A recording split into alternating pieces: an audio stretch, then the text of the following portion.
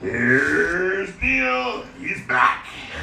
No, this is my front. It's similar to my back, but not quite as good looking. He's back. Hi, everybody. Welcome to the THC show. I'm your host, Neil Magnuson, and this is a show where we talk about truth, hope, and change that we call THC. On the show today, we'll have 8 out of 10 Glenn from canamatch.ca. Join us, as always, for the 420 session and beyond.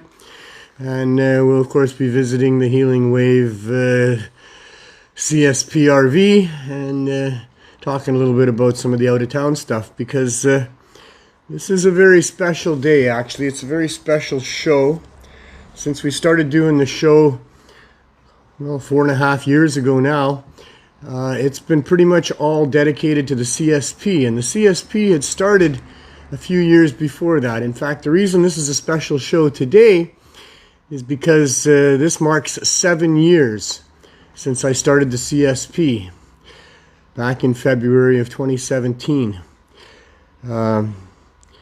There's reason to celebrate and there's reason to be outraged. It's a real dichotomy of feelings going on here. We celebrated the first 5 years of the CSP with cake and people and celebrations and all the rest of it. But what we really have been looking for, you know, the goal of the CSP and the Healing Wave and the story that this show has been charting for all of this time is the pursuit of a low barrier access community cannabis store where people can come in and purchase cannabis of all different potencies and all different types without all the barriers that are there, like the high prices and the need for ID and all the rest of it. The legal marketplace in Canada is nothing short of a hostile takeover of the cannabis industry that for many, many decades here was vibrant and thriving and gaining momentum to the point where the government had to, by polls, decide to support the legalization of cannabis. However, that legalization turned out to be highly restrictive and designed for the rich to get richer, and only for the people that have reasonable resources and beyond to be able to afford it. It excludes the people that most need to have legal cannabis. They're still stuck in the illegal marketplace at the hands and the whims of those people who are not regulated, not controlled, and in some cases are not good for people to be purchasing from. It's sad more than happy is how I feel about 7 years of the CSP. It's amazing that we've been able to continue doing what we're doing, but it shouldn't be amazing. It should be a no-brainer that people should have access to cannabis through the government in ways that make sense for everybody and not huge dollars for a bunch of corporate elite bastards. Not only that, you can't even trust the cannabis that's coming from many of the legal stores. I'm sure they have some good stuff. I've got friends that are in the industry. I'm sure they're producing decent cannabis. I'm told by one of my close friends who's a producer of cannabis that he doesn't irradiate the crop. But that doesn't speak for all the producers, that's for damn sure. And there's a lot of suspicion of the quality of the cannabis that's coming through the government stores. The cost is the most prohibitive thing. To keep the prices up where they were and beyond prohibition is outrageous and so harmful. The reason the CSP started was in response to a public health emergency of overdose deaths and overdoses in general happening in the poisoned drug supply that continues on. We're in our 8th year now. Unabated, other than what we're doing here. And what we're doing here is being completely ignored. And that's why I'm sad and outraged by all of this. For 7 years, we've been providing what people really need in the way of cannabis by providing low-cost and no-cost cannabis. Cannabis should not be so expensive. It can be expensive. It can be grown expensively. There's connoisseur cannabis growers that have many decades of experience that deserve to be compensated. Some of those growers have some of the best equipment on the market to try to produce that cannabis. Indoors, of course. They spend a lot of money to make it look nice, to get it trimmed, money on fertilizers and pesticides and dehumidifiers and lights and all kinds of things. For most of those growers' experience, they were illegal, and they were facing harsh penalties, including the losses of their homes and in many cases even their families for producing cannabis. The government really needs to stop what they're doing now. Enough already.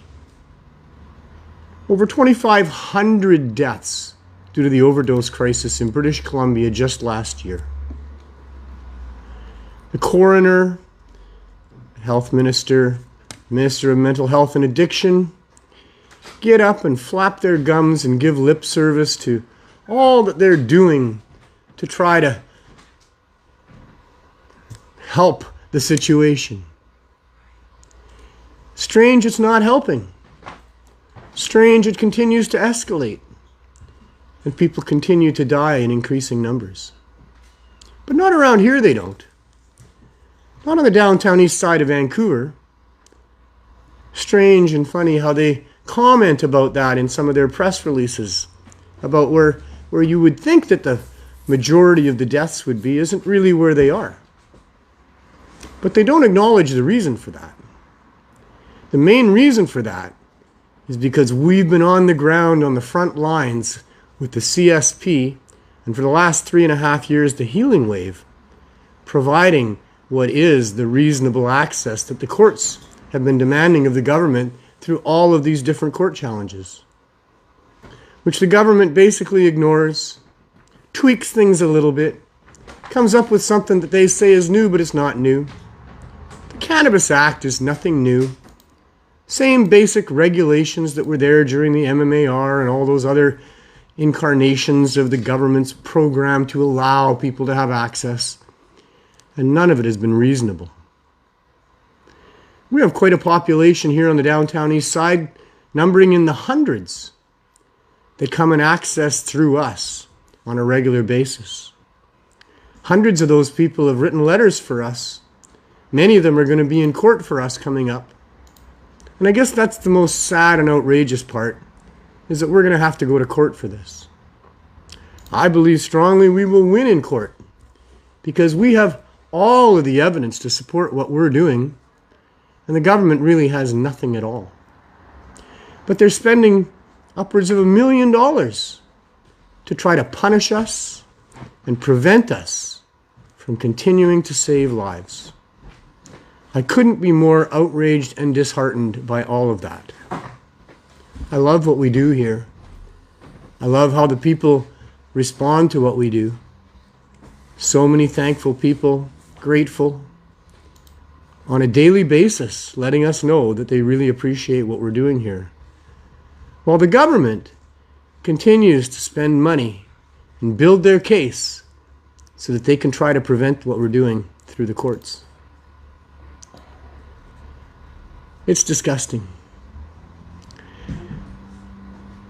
The media is involved because they're not covering what we're doing. Strange, isn't it?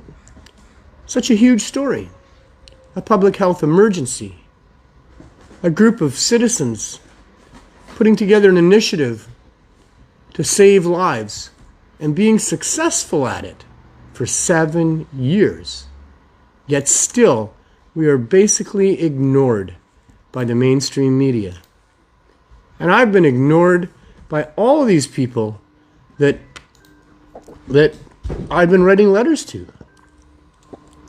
I've written letters to everybody I can think of. People I previously mentioned, including the Premier, Mental Health and Addictions Minister, both federally and provincially, Health Canada, members of Parliament, the local government, the provincial government.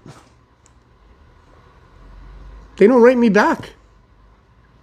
I never hear back from any of them. I write long, powerful letters articulating pretty well, I think, the situation here, and they don't even write me back. I believe the reason for that is because they don't want a paper trail. They don't want to acknowledge that they ever got those emails. They want to be able to say, oh no, I never saw that one. Or those ones.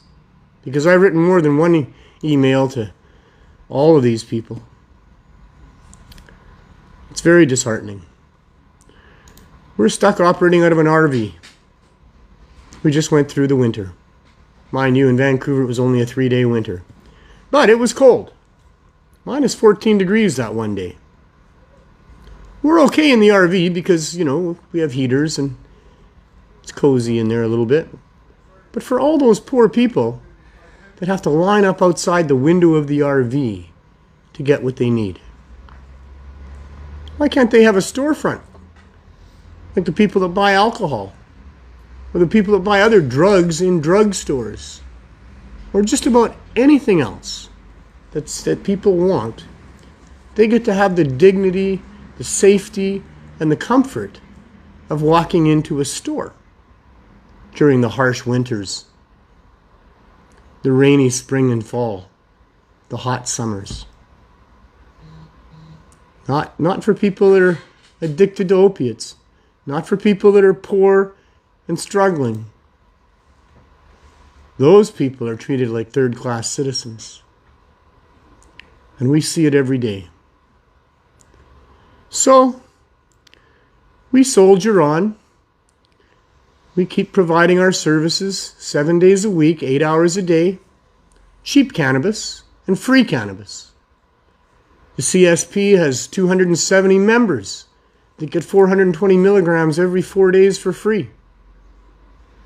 The CSP also puts out free joints and free edibles to the tune of hundreds a day to people that couldn't be members because we had to cap the membership at some point. We're limited in our capacity here. So we'll see what happens. We have our preliminary hearings coming up at the end of March. 3 days where we get to go and present to a judge our side of it, and the Crown will present their side of it.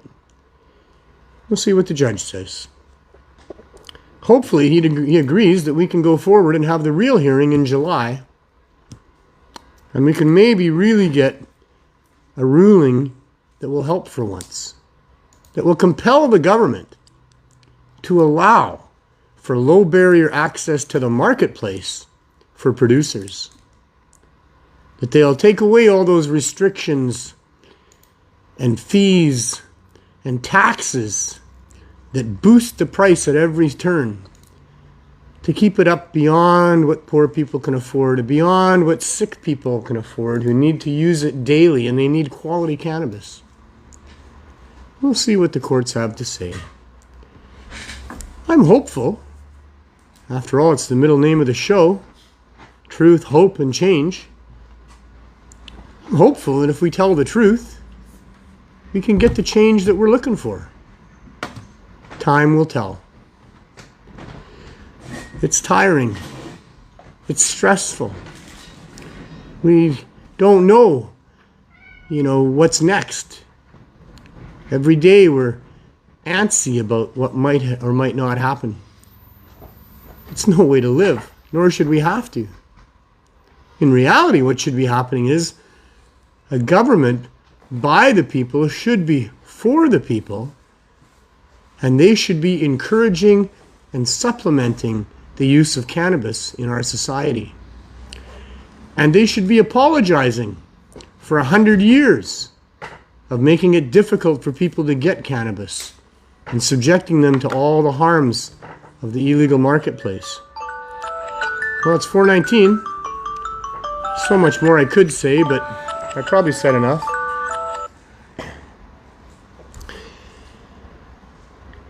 I hope that you will help us as best you can by writing letters and sending emails and making phone calls and doing whatever you can to have your voice added to the chorus of people that would support what we're doing, that desperately want and need low barrier access to community cannabis stores and producers that can bring their product to market without all the restrictions and fees and taxes that keep the price so high.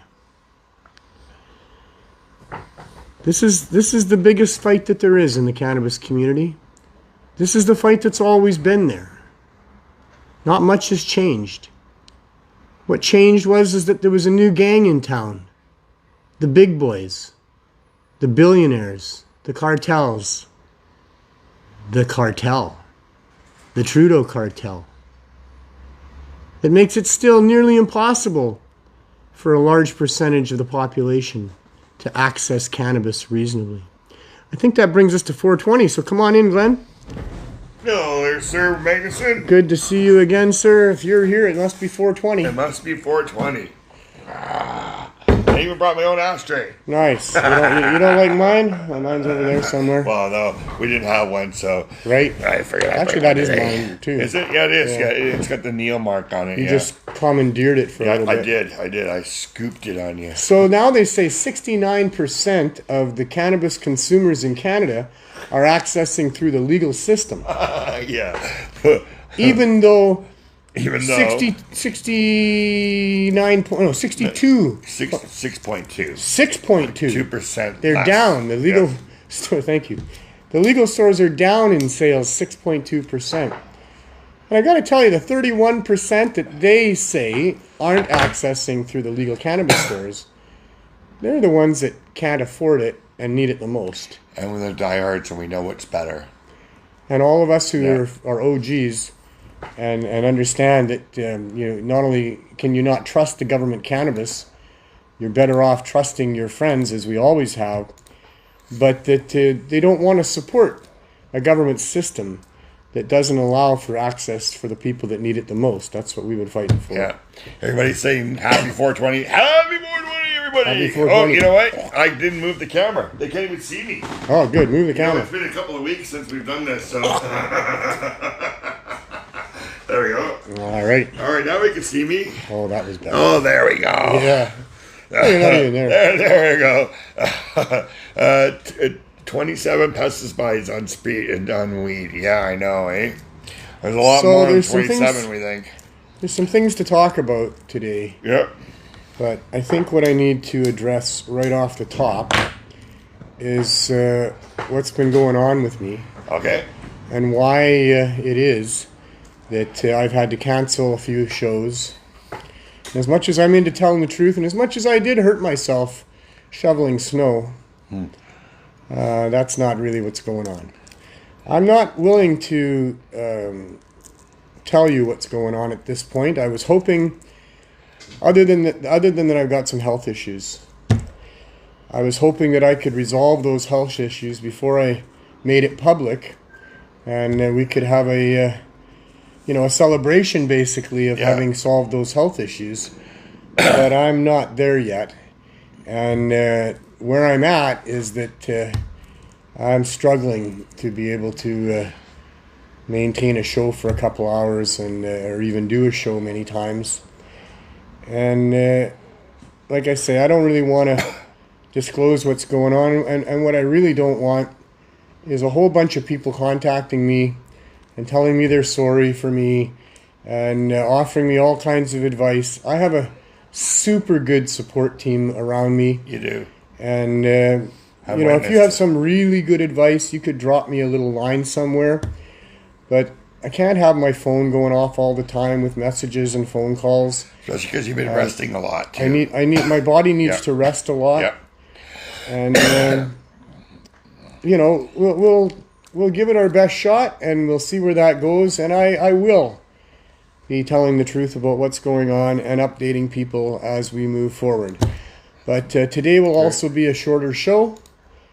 And I hope that you can provide me with the peace and positivity that is very important when you're trying to battle. To you right now, prayers, hugs, and speedy recovery already. So that's what's needed is positivity. Yeah. And some peace. And life is short, even if you live to be 100. Yeah. No, it's short either way. Although maybe if you lived 10 years of being tortured, it might seem like a very long time. Life. Yes, exactly. But Father Time doesn't leave anybody out of his grasp. And even if you live to be 100, for most people, the last 25 or 30 years of that are not a lot of fun. No. Old age is not for sissies. That's for damn sure. My grandma had a poster that said that in her kitchen, and old age is not for sissies. And I get to find out that's true. That's it. Oh, that was very nice of you, Nicole. She said, if you ever need a care package, don't be silly. Share. I don't. No. I really don't. Very nice offer of you. Thank you very much. I have access to all the very best things in the world, cannabis-wise and otherwise. I have resources and ways friends to deal with things, and I have so many friends. Thanks, Clint. Yeah, my buddy. And, either way, I'll be fine. And that's that for that. So I didn't want to say anything. No, but I was directed to post what I was supposed to be posting. Yeah. But I told him to lie for me. Yeah. If it ever gets to the point, I will sit in your chair. You can write out stuff that you would like me to talk about, and I can tell people why you're still here and stuff. So I'm sure we can work out something together. We've been able to do it for 4.5 years, so I'm sure we'll get stuff worked out. We'll figure out what to do, but I suspect there will be adjustments coming up in the near future. I've got court dates coming up, and I'll be damned. You want to be for that, yeah. I'll be damned if I don't meet those court dates, Like, and I got hockey to watch, too. Yeah, heal fast. We need you, they're saying. Thank you. That was from Barb. I understand all that. I love all you people. I need them, too. I know that a lot of people, like me as well. So I thank you all for that. I feel all that, and that helps me for sure. But don't worry, just keep on keeping on fighting the good fight. We've lost an awful lot of our warriors over the last little while, and we need a lot more people to step forward and carry the torch on forward. Speaking of people carrying the torch, Dana Larson is a true warrior for a very, very long time. That guy has had my respect for 20 or more years. He used to bring me to tears with his editorials in cannabis culture. And he continues to prove every day that he's in it for the right reasons, and he's not about to quit till the job is done. And we owe him a great debt for sure.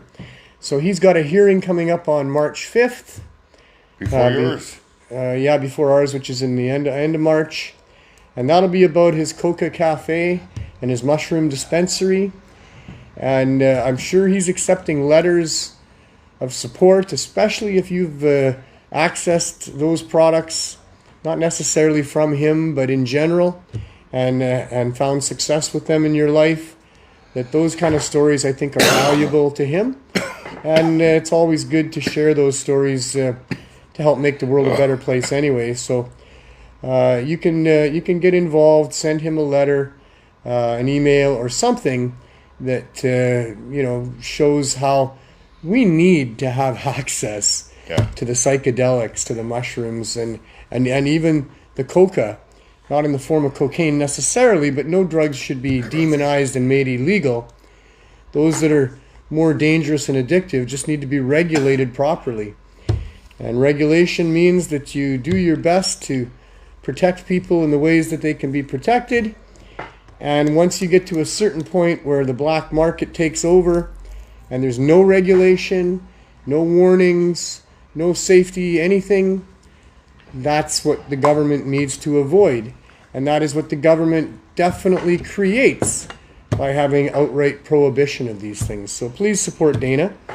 Dana's also recently released a documentary about the Drug User Liberation Front and the quest to have a safe supply of those drugs for people and proper regulations that make sense. And I highly recommend you watch that as well.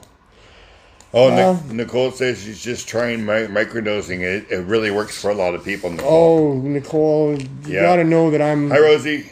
You got to know that I've got a lot of really good and wise people around me, and all of those things are in place. And, we'll talk about it more in future shows. Yeah. But I don't want to belabor the point, and I don't want to get into details. And like I said, I really don't want to be inundated with a whole bunch of people feeling sorry for me. No, I think she's talking about herself, microdosing. Oh, I see. Yes. Good. Yeah. And I'm not talking about Nicole anyway. Yeah, I'm talking about in general that, what I don't want is a bunch of people feeling sorry for me and telling me, oh my God, I'm so sorry, blah, blah, blah. I'm going to beat this. I'm going to win this health issue. And I'll be here to tell you about it after that happens, I'm sure. So just, say a little prayer, hold positive thoughts in your head, and carry on having as much fun as you can, because that is for sure the most important thing in life, never more than now for me in general or in specifics. Yeah. So what else is there? Speaking of having fun. Thank you, Rosie says she's rooting for you. That's so sorry.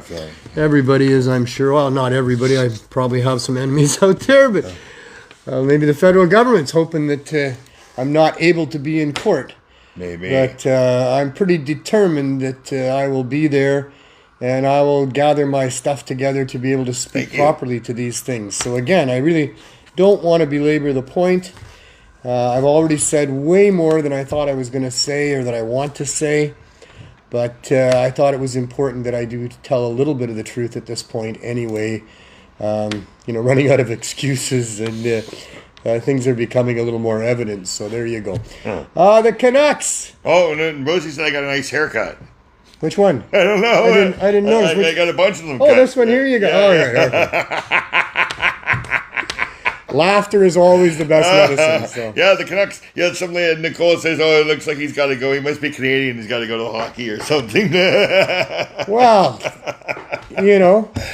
of all the times in my life, over 55 years, I don't know how long. You're going to be at a game next week. Thank you very much for that. Thursday. Yes, I am. On your birthday, you will be at a game watching the Detroit Red Wings take on the Canucks, the first place Canucks.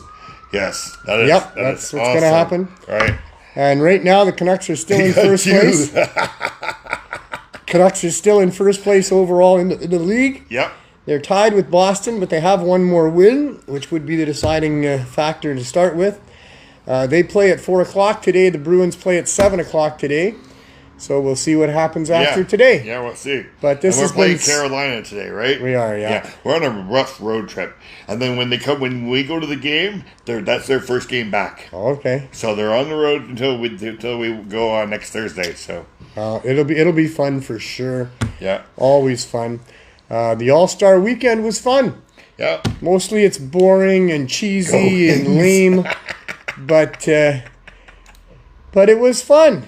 Well, and the Leafs can take some pride in having basically won the All-Star. I mean, it wasn't quite like that. No, but they had their 4 players that they got on the All-Star team all on the same team. Yeah. And the Canucks got the 5 players that were originally picked plus the coach on another team. Now, of course, they got 6 players because they traded for Elias Lindholm, and he was going to the All-Star game, and he got to wear his Canucks colors, but he got to play for another team. Yeah. But it was fun. I thought the skills competition was good. It was good, eh? And brought out the best in those guys to some degree. I mean, the game was still lame because there's very little defense, and they don't hit like they would be hitting. No, because they don't want to hurt somebody's 100%. Career or their season, right? So, and they got $1 million. Yeah, and especially in the final, they skated hard. They were really going for it. Yeah. But like I say, there was no hitting going on, and what's a hockey game without hitting, really? Yeah. So this is fun, and this is by far the best year that the Canucks have ever had already. We'll see how it ends up if it's actually the best year ever. Mm-hmm. But for now, I've never had more fun as a Canucks fan. Oh, I know. I've been loving every minute of it. Excellent to go there and watch. It's going to be fun. It is going to be fun. Because we're going to be first place, or second anyways. And you know how I feel about fun. Yeah. All right. So I'm going to have a dab. You're going to have a dab, are you? And we're going to get you clearance to bring some boost in. No. Yes. No. I'm okay. All right. Okay. What are you dabbing? I'm dabbing pure CBD. Oh, okay. And I'm adding to it some THC. All right. Because the CBD is activated and enhanced by THC. If you don't know that, you need to know that. CBD on its own has great healing power, but not as good a healing power as it does when it's mixed with THC and the whole plant, entourage of things. So I'm turning into a dabber here, and I'm going to dab a little bit of this stuff. Oh, I guess I can't. What? Right, if I'm going to be a dabber, I have to do it right? Yeah, no, you can cold start it. I have to heat this first, right? No, you want to do a cold start because you don't want to do hot dabs because of your throat. So you're doing it right. Yes, this is called a cold start dab. All right. So you put it in there. So I got a piece of that there. Yeah, put that in there. How about this, folks? Nice. CBD diamonds. Okay, look at this. I'm just going to throw that in there because it was on the edge. There we go. Let's see. That was a gift from I can't have one of my CBD friends alone. that helps us out here. Oh, wow. What's that? Nicole can't have CBD. She's allergic to it. Oh. Wow.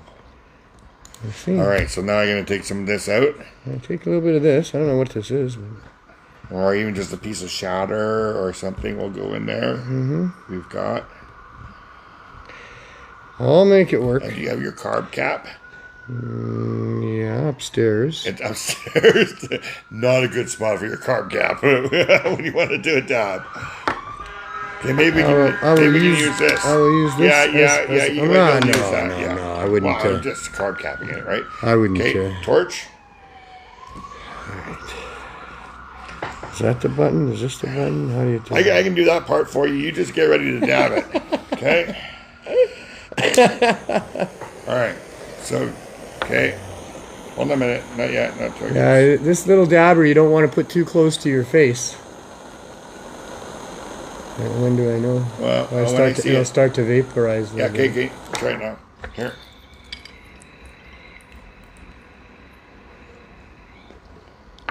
Hey, look at that. There you go. Do it again. Sure. One more time. Yep. Come on. Warm it up again. And then you should be able to do a couple pulls off of this because it's warmed up. All right?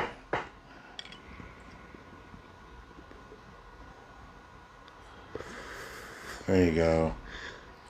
All you need is just a little bit because you're just a virgin dabber. All right, there you go.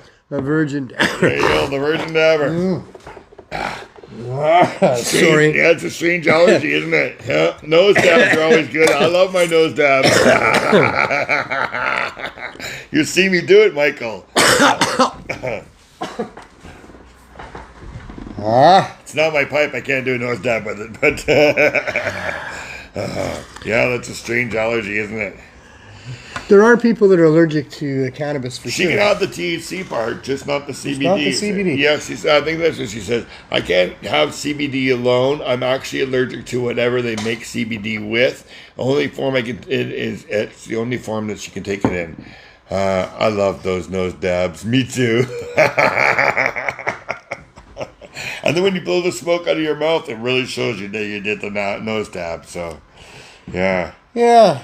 Well. All right. So now. So that's our 420 session. Now you got to clean this. Okay. Right now. Well, it's always best to clean it. And if you're doing cold start dabs, you don't want to clean it then do your dab because your pipe is hot. Right. Right. So let's just clean it. So all you're gonna do is just turn it red hot. We'll show people on here. And if we had some cold water, we could do it that way too. I could drop it in cold water. But no, it's all right. Don't worry about it. Well, I haven't got a glove to pick it up with. I do have my water. But if your bowl is actually quartz, then it will not break. If it's glass, then it'll break. I see. Well, it won't fit in there anyway. No, we need like a little Tupperware bowl or something. So, really what I need to talk about is the CSP. CSP, what can I say? 7 years ago we started this because we knew, I knew, and some of my friends knew, some of my friends who own dispensaries knew, and they supported me in my venture, that the high dose edibles, and I don't, I only call them high dose because the government's got low dose, Really, they're just edibles, and they come in varying potencies, and the potency that works for you is different than the potency that works for other people, and that's just the way it is. Everybody's different, and as Nicole is pointing out, for her, CBD doesn't work. For other people, 5 milligrams of one little gummy bear gets them through an hour. And that even goes for some people that we've helped here at the CSP that are in wheelchairs. Good job. Nice and clean. Nice and clean. There you go. Now you can ready to do your next dab. For other people, they can't even find their upper limit. They can take thousands of milligrams at a time, and it doesn't still quite help completely with their pain or what they're dealing with. It's an individual journey for sure. And I say that because the government can't regulate your particular use of cannabinoids. Yeah. It's none of their flipping business in the first place. It's natural food. The only business they would have in it is to make sure that you have easy access to whatever potency of cannabinoids you want for yourself. As for saying, oh, well, you can't use more than this much, what do they know? They don't know you. They don't know nothing about anybody. So they should get the hell out of that side of the business. The only business they should be in to do with cannabis, like I said, is making sure that people have real easy, reasonable access. No taxes on cannabis. That would be ridiculous. It is ridiculous to put taxes on cannabis. What the hell for? And what's happening to all that money? It's a hell of a lot of money. The federal government takes $1 a gram off of all the cannabis that becomes available in Canada. That's a hell of a lot of money. $3 by the time it gets to market. Right? Yep. There is no need for that at all.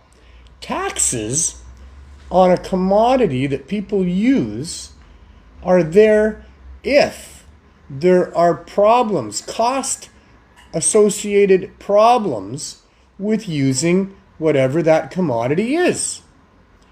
If alcohol is what you want, and the statistics show that when the population has easy access to alcohol, there are some associated problems. Because there's associated problems doesn't mean people can't have access to alcohol.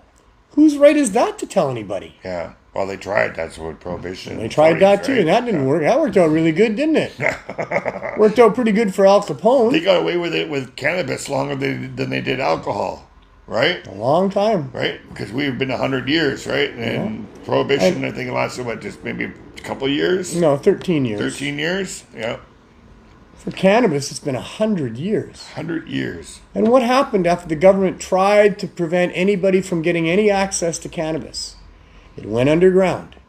It got put into the hands of unscrupulous gangs. Not all of it, but some of it.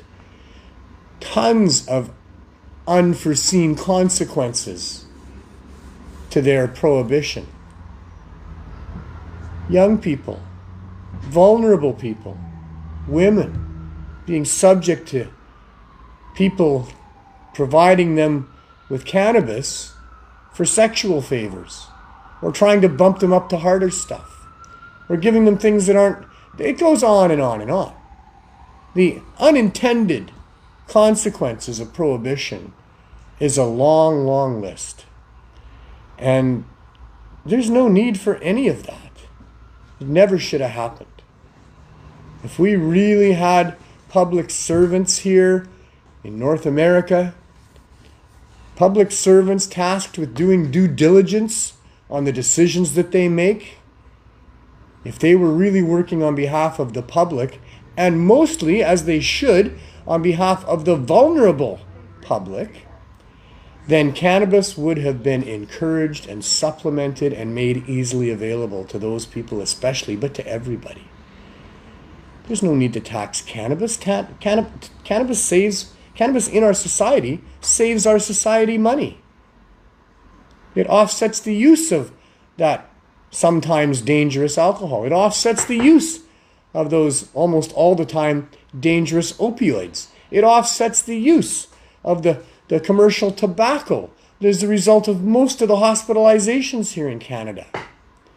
It provides people with better sleep, so they're better workers, more likely to show up for work, and there's less work days missed. It is such a benefit to almost everybody that uses it that the government has no business taxing it. If they weren't involved in trying to prohibit it or over-restrict it, there would be no costs involved. There would be similar costs involved to whatever it takes for a farmer to bring peas and carrots and potatoes to the marketplace. The government doesn't need to be in that business. The government wants to impose some reasonable regulations on the concentrates at the retail level. Well, that makes sense, because regulations almost always are just education. So for the government to say, okay, if you're going to provide these higher potencies of cannabis concentrates from your retail outlet, they have to come with a little bit of a warning about using heavy machinery and the potential for greening out. That's all. No cost to them. It doesn't cost much to make an edict like that, to make a regulation like that. The cost is borne by the retailers to put some sort of a warning that fits with what the government's asking for. Meanwhile, our society captures a whole bunch of money and saves a whole lot of money on what would otherwise have to be spent on all the problems that come with those alternative substances. One need look no farther than the opioid crisis. Holy smokes, the cost of that is incredible. 2,511 people died last year. That's the biggest cost. Was it 25,000? No, 2,500 in British Columbia in 1 year of this 7-year plus tragedy that's going on here. Yep. That's the real heavy cost. 7 people is the loss of human life in the province. Probably the second biggest cost would be the cost of human health, because people that overdose are never the same. Their brains are damaged. They're not okay forever from that point on. They can become a burden to our healthcare system. They can become a burden to their families. Huge cost involved in just the overdose without the death.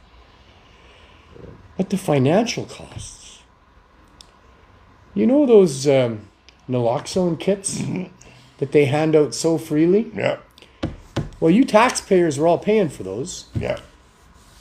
I heard it's $1,400 a kit. Wow. For the chemical that's in there. Super, super expensive. Wow. And you know all those green boxes that they gave out for the COVID tests? They apparently don't work. And they spent all that money on those green boxes when they could have put the money on naloxone kits for the Vancouver police people to be able to carry them, because they don't even do that here. You know? Police don't want to carry them. They don't want to? They don't want to carry them. Oh, why? Because they have to save people's lives? Isn't that what they're supposed to do? Yep. They have to get out of their cars. They have to get out of their cars and go deal with a really nasty situation. Well, it is not fun when you're trying to bring somebody back to life. I'd rather be bringing somebody back to life than shooting them with my gun. Well, that's you, and that's why you're not a cop. Yeah, but even still, when they have to do that, right? They have to deal with the PTSD part, the traumatic part about it. If you're just sticking a needle in somebody and saving their life, that's not as bad as shooting somebody or having to shoot someone. Yeah. Right? So you would figure that. Well, if the person dies, they're no longer going to be a problem for the police. If they survive, now they're probably going to be a bigger problem than they ever were, because they're brain damaged and angry. Hopefully not. Hopefully not. It's a terrible situation. It is. And, we'll see what we can do about that. There's not much else. Nope.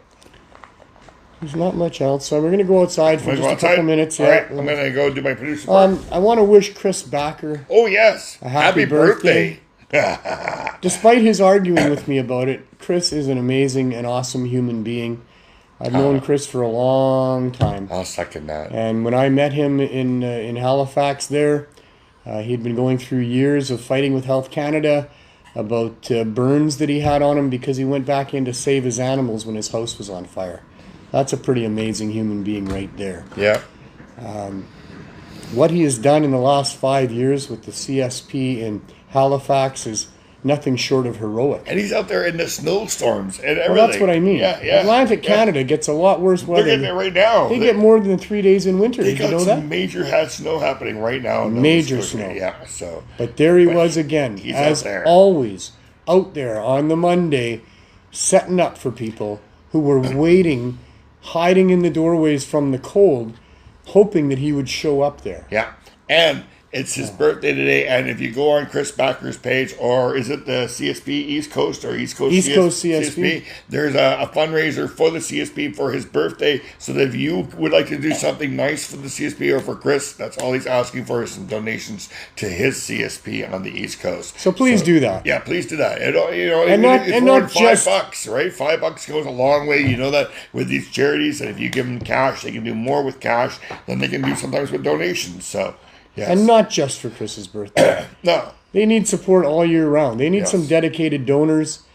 He's kept it going for 5 years thanks to some great people helping him.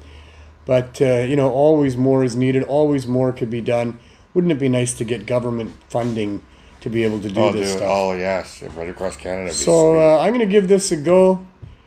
Chris, I don't know if you're watching. I hope you are. Are you going to do it? Happy birthday to you. Happy birthday to you. Happy birthday, dear Chris.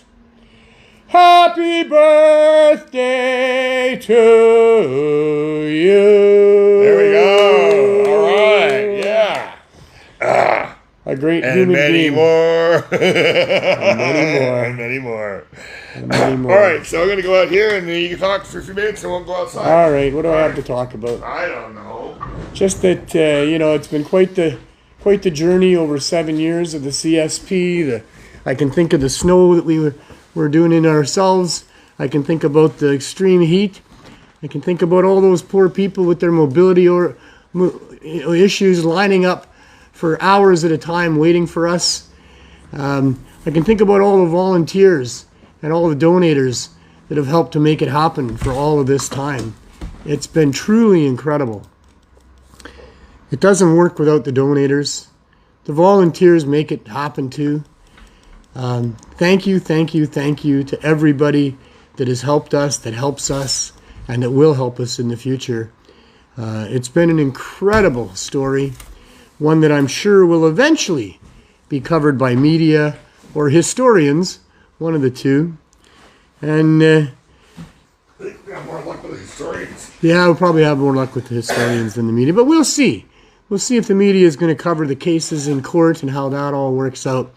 We'll see how all this happens, but, it's been a wonderful, amazing, like I say, the fight with the government. But as for, what we've accomplished here, it's incredible. And what's being accomplished in Halifax for the last 5 years, now in Surrey for over a year, in Newton, in Langley, and now we have a chapter starting up in Ottawa. This is incredible. It should be what should happen, but the government should be supporting this, not just individuals deciding to do it with all of the problems and stresses that there are about trying to do this particular this job or project or whatever you want to call it. Without government support and even allowance, especially in other places other than Vancouver, it's daunting to say the least. So thank you to all of those other groups and people out there that are doing CSP stuff and helping out. It warms my heart and brings tears to my eyes. Steve Deany just says he's working on this month's donation and we'll have it out this weekend for you. Thank you so much. And like I say, to everybody else, it doesn't work without the donators, and thank you all from the bottom of my heart. So that's the CSP. The other entity that now works in a collaboration with the CSP is the Healing Wave.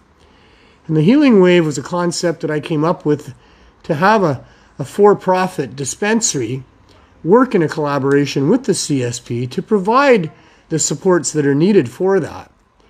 And so that's what we did. Well, also because the city government here said that they would support us in a storefront, so we went and rented one. And then they turned around and said, oh, we'll only support you once the federal government does.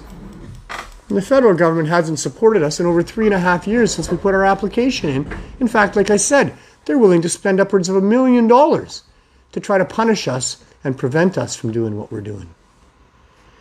So we started this for sale, for-profit dispensary called the Healing Wave so that we could pay the rent and pay the staff and do all the things that have to be done and buy the RV and pay the insurance, because if we can't operate out of a storefront, well, damn it, we're not going to not operate. And setting up tents and tables on the sidewalk isn't very realistic.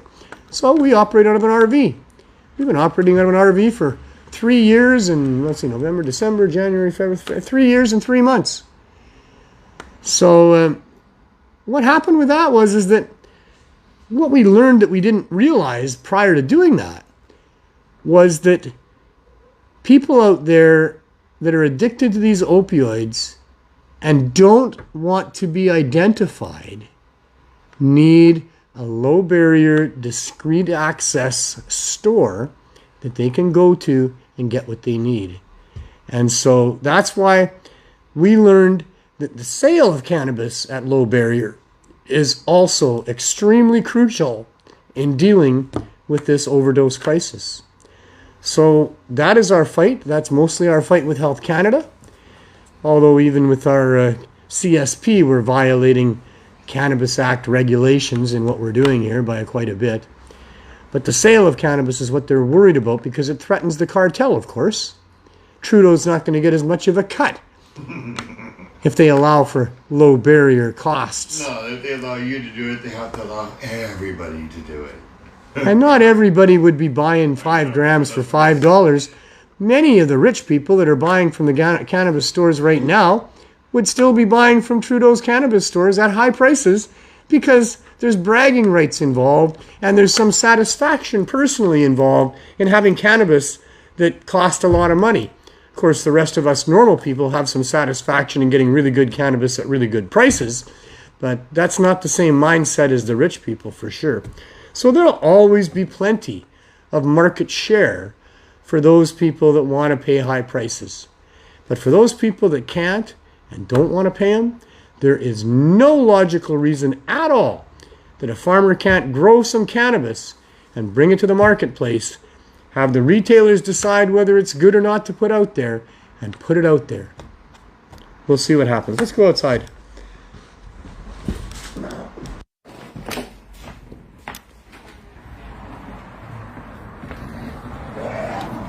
Look, it's daylight. Look at that, eh?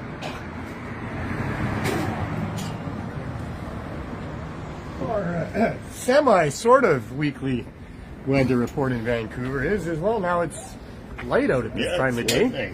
Nice. And it's a little cold for here. And it's a moist cold, I'm told. So, it's equivalent to a little more than this cold, if you had it back east or something. But anyway, it's a beautiful day. There's not a cloud in the sky. It's nice. I was just showing there, yeah. As you can see, it's a beautiful day. There's the RV. It's a little bit cold for old people. There's the can of Uber. For old people that aren't from back east, it's a little bit cold. Yeah. So I got a new sign. This is a sign I had to make today. Oh, this one, yes. I'll let you read it for a moment. Oh, that's good on there, yeah. There you go. So people are asking you for more. It has become quite a thing in this neighborhood where so many people think that they can just get a free joint every day, whether they can afford to buy one for $1 or not. Oh, okay. And so we get a lot of people coming here every day. They just want their free joint, like as if they're entitled to it. Okay. And what we want to impress upon people is that what this service is for people that truly can't afford $1 for a joint or $2 for an edible. And we want to make sure that those people get it when they need it.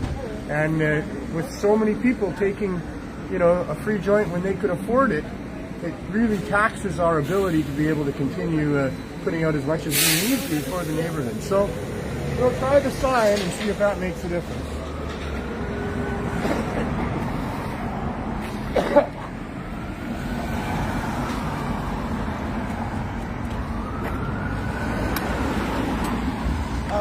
Hello. You all right?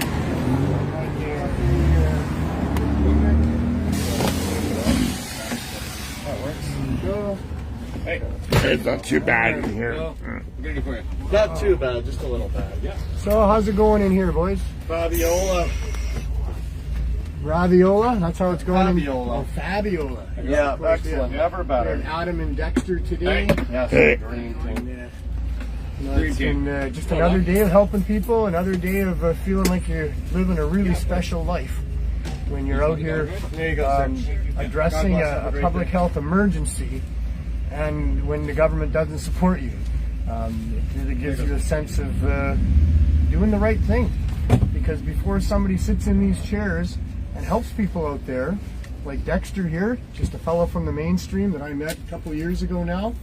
The mainstream. That came, you know, to see me at my shop here because he was a casual user of cannabis, and before he left he said, "Hey, do you ever need anybody to help out?"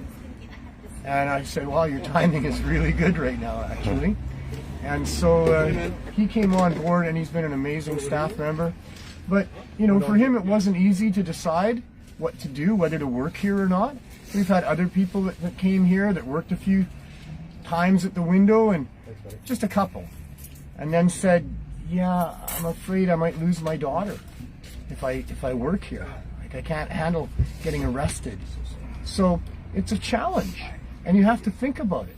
So all the people that work here, they're people that have thought about it. They understand that what they're doing is breaking Canadian law. But they do it because it's the right thing to do. And that's the conclusion that you come to when you contemplate this particular job, is that this is the right thing to do. I'm a good Canadian too. I'm an ethical human being. I believe in upholding just and valid laws. But I'm willing to break a law if it's a bad law. And I think that's a pretty righteous thing to do as well. And so we're all proud of ourselves here. We all know we're doing the right thing. The feedback we get from the people that matter, the people that we're helping, tells us every day that this is the right thing to do. The feedback that we get from the federal government and from the police and the other authorities is, "Oh, you should just obey the law." And yeah, it doesn't matter if people are going to die because of it. It doesn't matter if the public health emergency rages on. The law is the law, and you should just obey the law. Yeah, no, that's lots of And people out there like that. I don't stand by that mindset at all. What I stand by is the mindset of living a good life, being your best person, doing what is the right thing to do at every juncture of a decision. So Don't be greedy, don't lose any of that be sugar. selfish, live from a place of love in your heart, and live your best life. So I hope you're doing that. I hope that you're following along with what's going on here. I hope that you're going to be a part of this journey of ours to try to make the world a better place, and whatever you can do, be it just a casual conversation with somebody you meet in a grocery store, or making sure all your friends understand how wrong your situation is, or writing a letter to people of influence, or sending an email, or making a phone call, or going down to Parliament buildings and seeking out people that need to understand that they're supposed to represent us. And when I say us, I mean those of us amongst us that are most vulnerable. That should be the real role of government. I don't need much government in my life. Are you looking for any specific? I'm okay. For those people that aren't okay, that's where we need public service to be looking after them on behalf of all of us. That's what I want my tax dollars to be doing, and that's what we're doing. So, have a great day. Have a great tomorrow. Do what you can when you can at every opportunity to take the high road and do the right thing. But the most important thing always, and it'll never change, because that's the way life is. Life is far too serious to take too serious. Make sure you're having as much fun as you can. We'll see you next week.